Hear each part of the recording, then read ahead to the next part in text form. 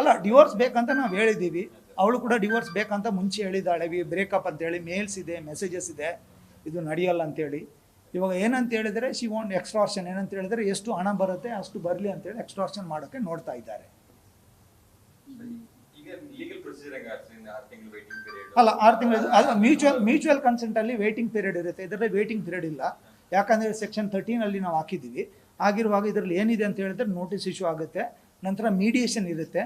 Mediation ಆದ ನಂತರ evidence stage, evidence ಆದ ನಂತರ ಆರ್ಗ್ಯುಮೆಂಟ್, ನಂತರ ಜಡ್ಜ್ಮೆಂಟ್. ಎಂಟೈರ್ ಪ್ರೋಸೆಸ್ ಆಲ್ಮೋಸ್ಟ್ ಒಂದು. ಅವಳು ರಿಪ್ಲೈಲಿ ಏನು ಹೇಳಿಲ್ಲ ನಾನು ಗಂಡ ಬೇಕಂತೇಳಿ. ಅಲ್ಲ, ಅವಳು ಏನು ಹೇಳ್ತಾಳೆ, ನಾನು first legal notice ಮೇಯಲ್ಲಿ ಕಳಿಸಿದೆ.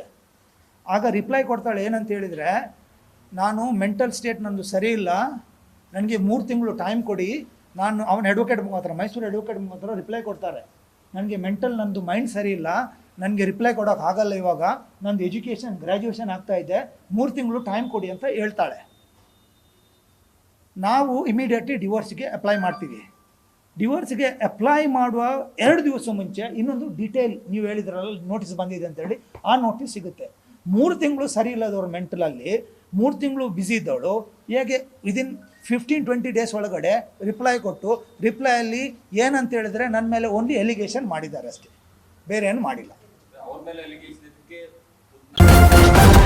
News first, ನಿರ್ಭೀತಿಯಿಂದ ನಿಮ್ಮ ಪರವಾಗಿ.